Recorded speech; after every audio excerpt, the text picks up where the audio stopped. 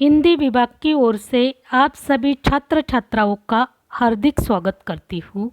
यहाँ पर आपके सामने द्वितीय वर्ष साहित्य के लिए निर्धारित हिंदी की प्रतिनिधि लघु कथाएँ इस विषय की जानकारी प्रस्तुत करती हूँ। इसके अंतर्गत 7वीं लघु कथा है राष्ट्र का सेवक। लेखक का नाम मुंशी प्रेमचंद जी है। इस लघु कथा में 2 पात्र हैं, एक राष्ट्र का सेवक, 2 इंदिरा। प्रस्तुत लघु कथा में राष्ट्र के सेवक ने कहा, देश की मुक्ति का एक ही उपाय है और वह है नीचों के साथ भाईचारे का सलूक, पतितों के साथ बराबरी का बर्ताव। दुनिया में सभी भाई हैं, कोई नीचा नहीं, कोई ऊंचा नहीं।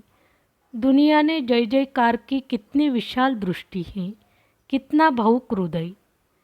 राष्ट्र का सेवक आम जनता के मन में बस चुका था। यह सब उसकी सुंदर लड़की इंदिरा ने सुना और चिंता के सागर में डूब गई।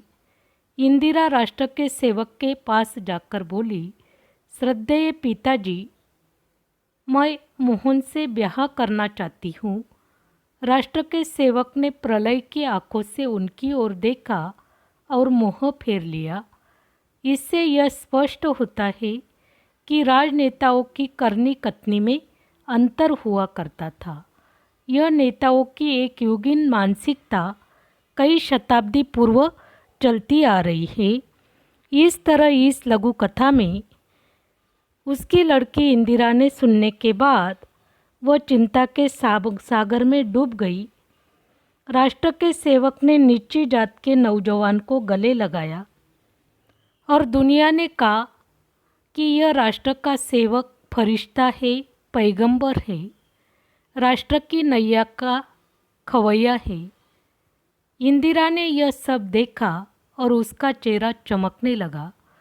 राष्ट्र का सेवक नीची जात के नौजवान को मंदिर में ले गया, देवता के दर्शन कराए और कहा, हमारा देवता गरीब में है, जिल्लत में है, परस्ती में है। और दुनिया ने कहा कि कैसे शुद्ध अंतकरण का आदमी है, कैसा ज्ञानी है। यह सब इंदिरा ने देखा और मुस्कुराई। और इंदिरा राष्ट्र के सेवक के पास जाकर बोली, श्रद्धेय पिताजी, मैं मोहन से ब्याह करना चाहती हूँ। उस वक्त उसके पिताजी ने प्रलय की आंखों से उनकी ओर देखा और मोह फेर लिया। इससे यह स्पष्ट होता है कि प्रेमचंद ने अच्छी खासी संख्या में लघु कथाएँ लिखी हैं, जिनमें राष्ट्र का सेवक एक अति उत्तम लघु कथा है। 2 राजनैतिक धरातल पर बेनकाब करती है और अपने उद्देश्य पर खरी उतरती है।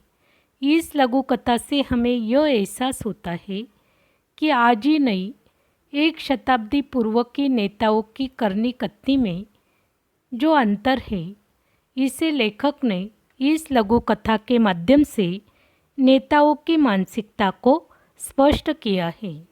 इसका मतलब बोलना अलग है और करना अलग है। इस बात का संकेत हमें इस लघु कथा के माध्यम से प्राप्त होता है। धन्यवाद।